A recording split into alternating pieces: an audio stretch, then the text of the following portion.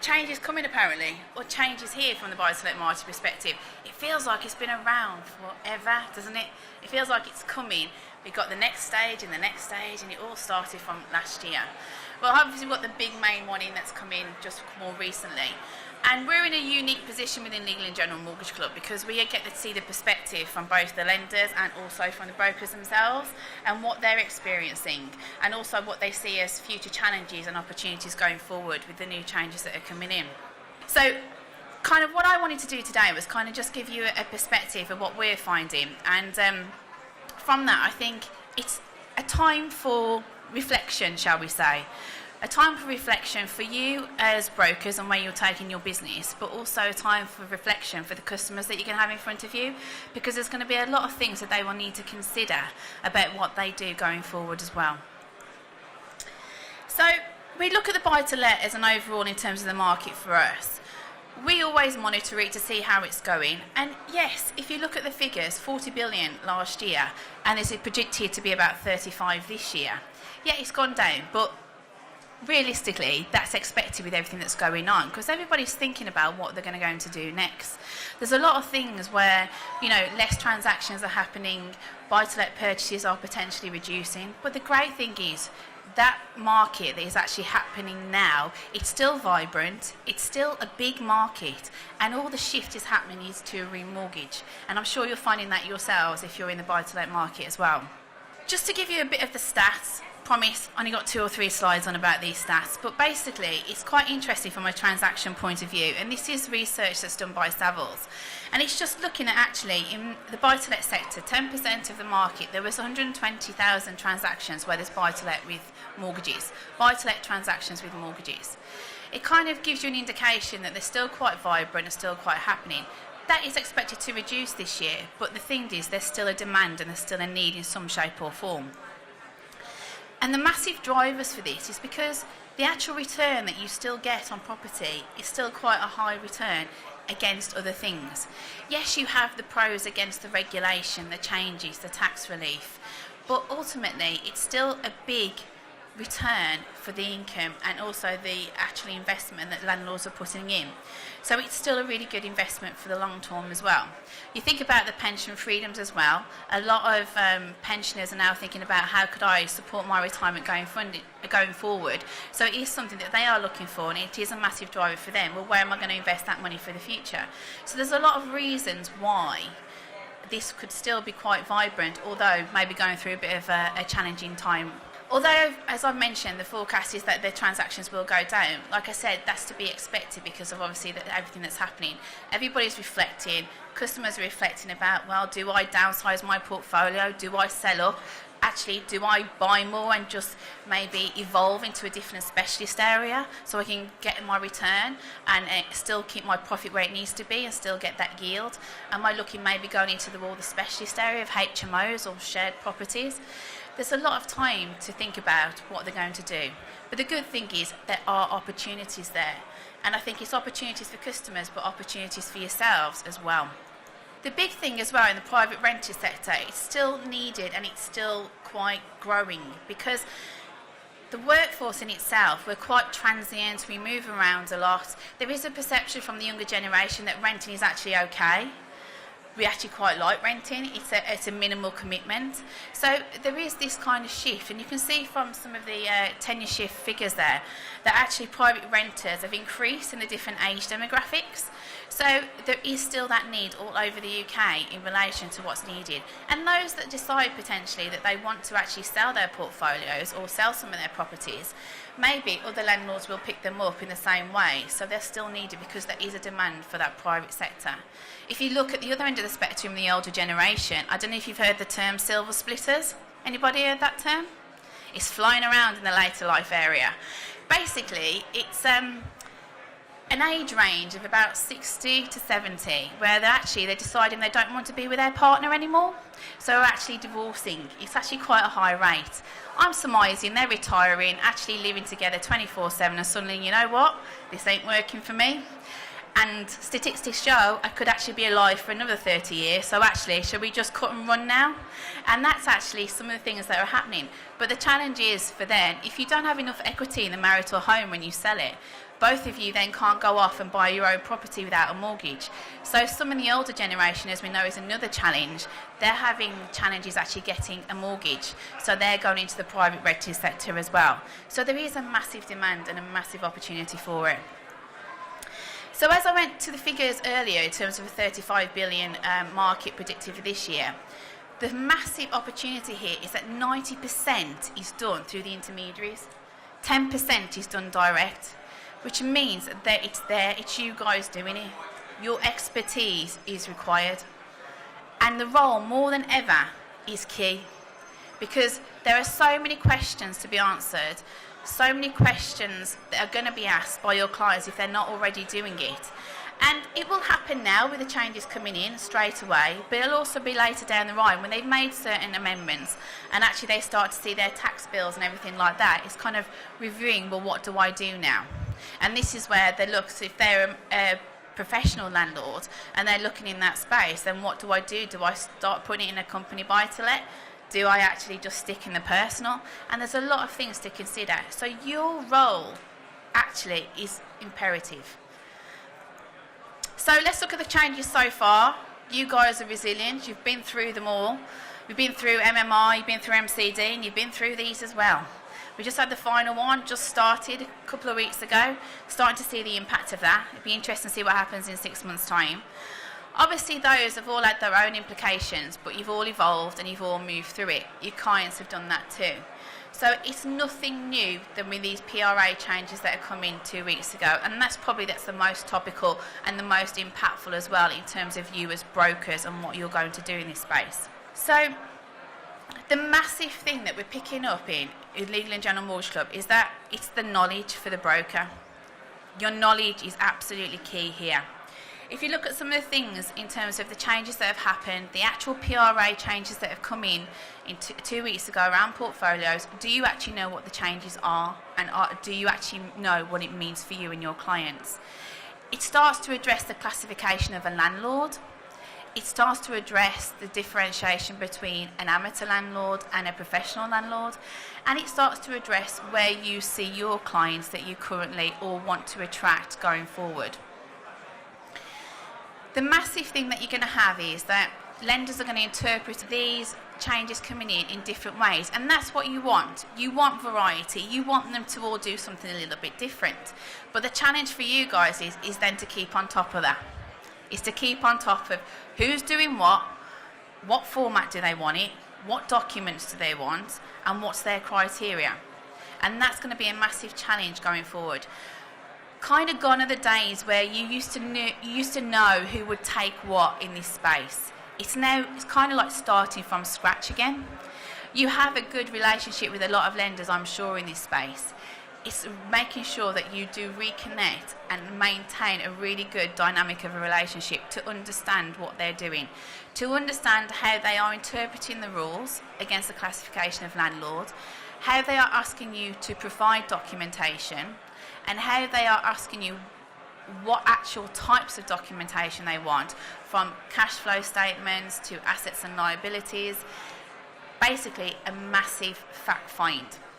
Now, if you deal with professional landlords, that's actually probably something you do on a day-to-day basis.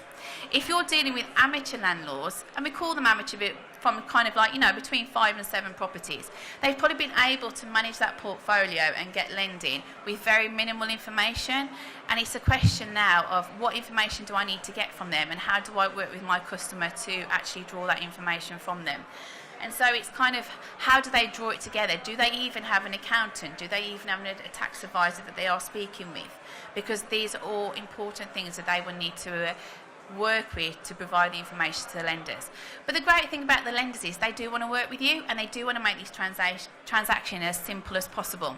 They've invested in some technology, which was taking a lot longer, so some lenders you can just submit it straight away, and it will actually do assessments on the portfolio in the background quite simply. Others still figuring it out. Others haven't gone into this market because technology is a clear part of it, but actually changing that technology in a short space of time is a real challenge for some lenders. So you might find that actually you're drifting to more different lenders that you weren't working with previously because they are now fit the customers that you're going to have in front of you. In terms of your clients, how many people in the room actually know if their clients know about the changes? Put your hands up. A few.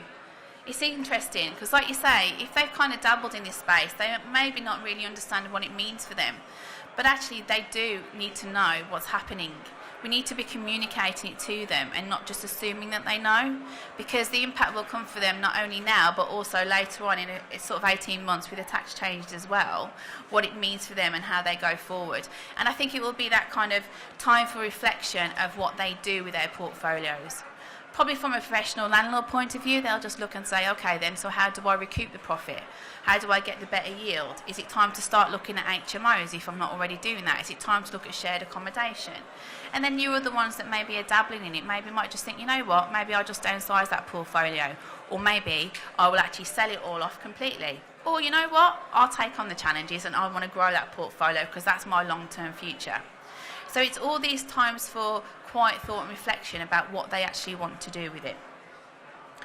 The massive thing here is about the tax advice. Where does the role sort of stop from an advice point of view that you give from the tax point of view to then going to a specialist tax advisor? And what I would say to you is you need to give them guidance to go and tell them to get the tax advice. That's what I would say to you. And accountants doing an absolutely amazing job. It's just asking that question, can the accountant help them in this space? Because accountants are really good at looking in the past and actually being able to assess situations that way. What you want is a specialist tax advisor who can look to the future, who can look at the customer journey and what they're going to go through in their life to see what is the best route for them. And with that great knowledge and with that great information, you can then help them get them right, appropriate lending for either property or portfolio that they've got. So it's quite key. And I guess my question to you is do you know any specialist tax advisors? Have you actually formed any partnership with any that you can recommend to your customers? Specialists may have one, as in professionals, but those that are still only have a few, maybe they don't have any and they have no avenue where to go. So it might be an interesting opportunity to form an alliance with a tax advisor firm that you can refer your clients to, that you feel comfortable with, and you're quite happy to work with them, with your customers, to get the right outcome for them. Company buy-to-let is an interesting one, limited company buy-to-let, and it's a growing sector, don't get me wrong. And talking to some brokers in this market, the purchase business that has happened has definitely seen an increase as it's been done in limited company buy-to-let. But obviously the massive change has been shift to remortgages. But it's getting that special advice, because although it might seem on the surface a really good idea to do limited company buy-to-let, it's very costly to switch.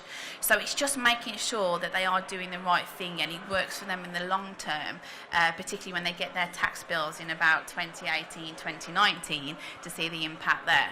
So it's quite an interesting one, but it's definitely going to be a growing sector without a doubt for a lot of reasons.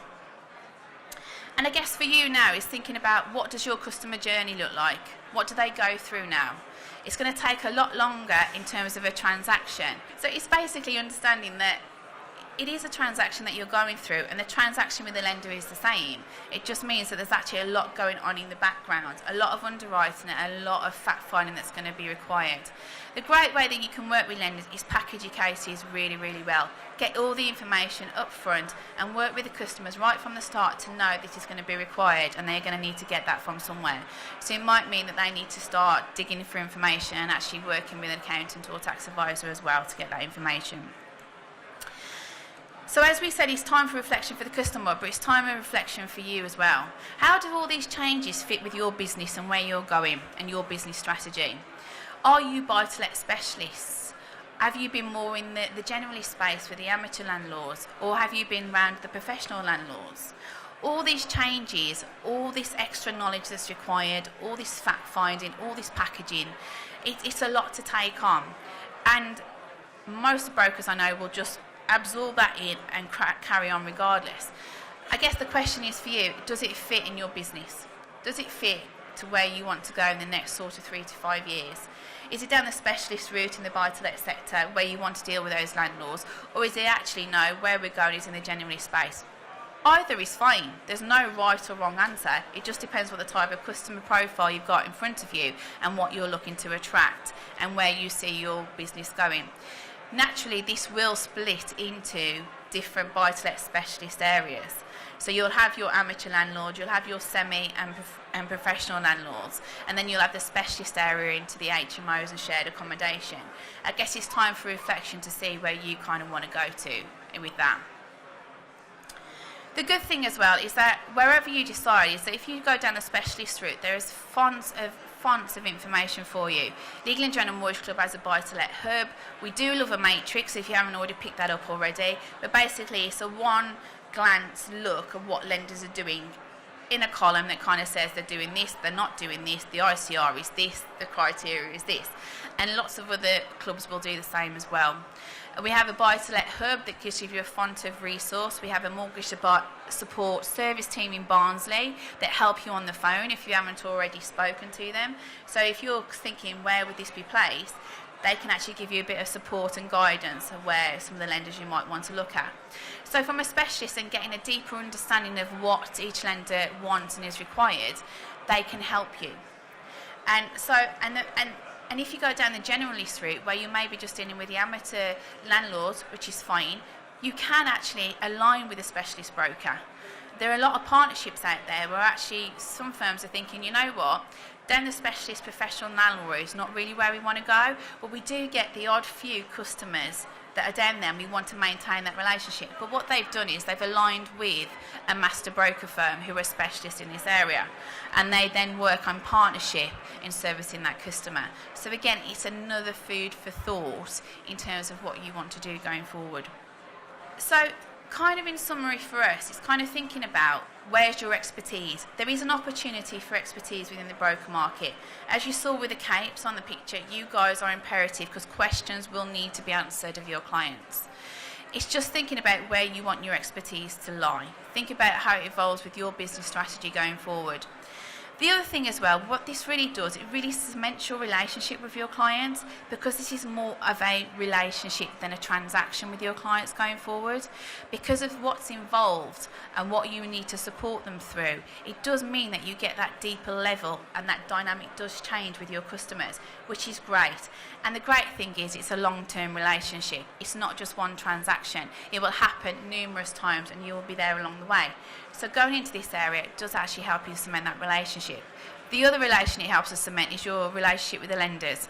Get to know them, get them in, go to the events, go to any educational bits that they do, have a look at the webinars, get the contact details, and make sure you build that relationship with the lenders as well. And obviously the people in the middle like us, because we're there to help you. The other thing that I would look at is all of this is going to take a lot of time, a lot of admin resource, and a lot of process changes. You've got to think about how are you going to be remunerated for that. Lots of discussions around, okay, so maybe I charge a broker fee. Okay, maybe you charge a broker fee. Or maybe I charge a broker fee as a percentage of the portfolio I'm dealing with. Or actually, maybe I charge a fee that's an hourly fee. Or maybe I do an annual fee because I am managing that portfolio with my customer over time. Lots of things to think about. And obviously, we were talking to the lenders about that as well. But this is about you and thinking about how you're going to cope with that workload and how you're going to be remunerated for it. The other thing as well is the knowledge piece may seem quite daunting, but like you guys have been in this industry for very many years, it just takes time. It takes a step back, it takes a change in mindset, and it's like learning all over again. And that's not a bad thing, let's face it. So actually, it seems quite a lot to take in, a lot of information to get your head around. But what I would say is use the resources around you, use your clubs, use your networks, and use the lenders, because there's a font of information there. And this is going to be a trial period. The lenders are figuring it out as well. They're putting out what they think is the right thing, but your feedback is key. You're figuring out as you go along, and it'd be interesting to see where we are in 6 to 9 months' time, the impact that this has had. But it's like everything else. You've got to go with it. You've got to get on with it. and you just got to make sure that you get the right outcome for your customer. And I think that's where the brokers have a massive opportunity to really embrace this and really make a difference to the customers that they're dealing with. So from that point, what I would say to you is, we at Legal & General Mortgage Club are happy to help you with anything. Get the documents in front of you, have an idea how that format is going to look for a cash flow, an asset, a liability. Do you have to do your own template? Have the lenders got it? Don't reinvent the wheel, don't cause yourself more extra work, and actually just get to know what's going on. And it might take that little bit of time. So that's kind of really all we wanted to say to you, was that everybody's in the same boat, and a lot of brokers are just really thinking about what this means for their business, thinking about what direction they want to go and how they're going to be remunerated for it. Because at the end of the day, your relationship with your customer is going to get a lot more deeper, and the understanding that you need is a lot more deeper. But it is a massive opportunity. And I am a girl, as always, the glass is half full, so there's always lots to be done and lots of business to be made in that way. And we may see some sort of little falls in the market, but that's to be expected. But give it a few years' time and it'd be interesting to see where we is, because the private renting sector is still growing and there is still a demand for landlords out there.